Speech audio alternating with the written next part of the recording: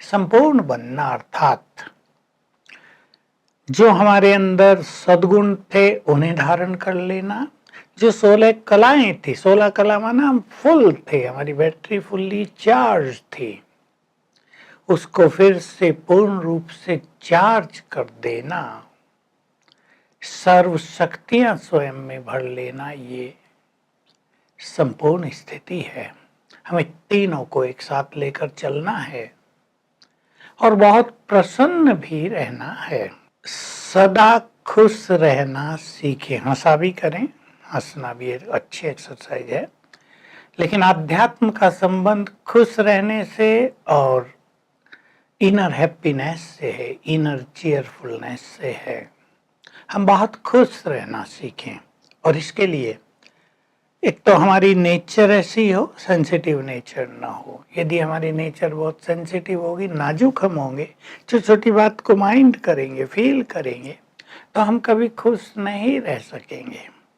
हमें अपनी खुशी दूसरों के हाथ में भी नहीं देनी है, बहुतों ने दे दी है। वो जब चाहे हमें खुश कर दें, जब चाहे हमारी खुशी छीन लें, ये भी नहीं हो। हम हर हाल में खुश रहेंगे। हमारी खुशी पर केवल हमारा अधिकार है और किसी का अधिकार नहीं है। बहुत अच्छी तरह अपने को समझा देंगे।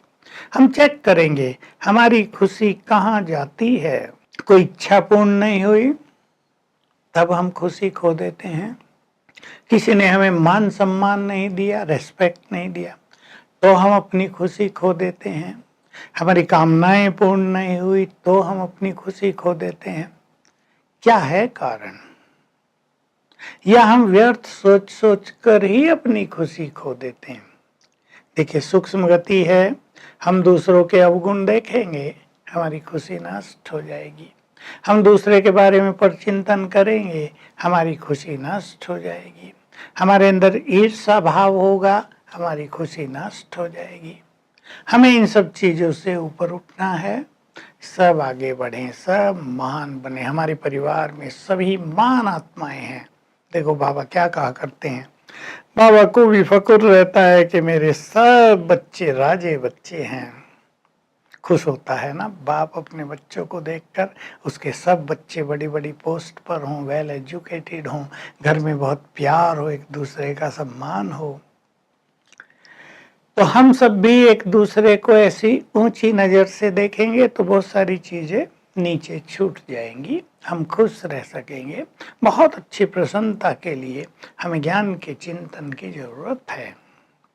हमें ज्ञान के वो संकल्प इकट्ठे कर लेने चाहिए। हमें कलेक्शन करें बहुत सुंदर 20-25 संकल्पों का, जो इस जीवन में हमारे लिए खुशी लेकर आए हैं। उन दिनों को याद करें जब पहला क्षण था हमारा प्रभु मिलन का। उन दिनों को याद करें जब हम समर्पित हुए थे भगवान के कार्यों में।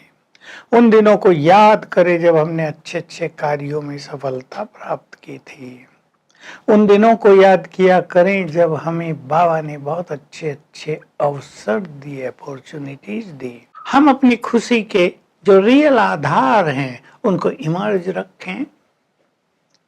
एक छोटी सी बात, जब हम छोटे थे दादी जान की एक उदाहरण दिया करती थी, हमें बड़ा काम आया ये, कि वो जब अपने लौकिक में थी तो अपनी अलमारियां खोल खोल कर देखा करती थी कि ज्वेलरी क्या क्या रखी है। उन्हें देख देख खुश होती थी, क्योंकि सिंधियों में ज्वेलरी बहुत देते हैं शादियों में। तो वो कहती थी कि तुम भी अपनी बुद्धि की अलमारी खोल खोल कर देखा करो, इसमें क्या क्या खजाने भरे हुए हैं, तो बहुत खुशी होगी। क्या क्या मिल गया है हमें, उसकी एक लिस्ट बनाओ तो बहुत ज्यादा खुशी होगी तुम्हें। तो प्रसन्न रहना, हम इस कला को सीखते चलें।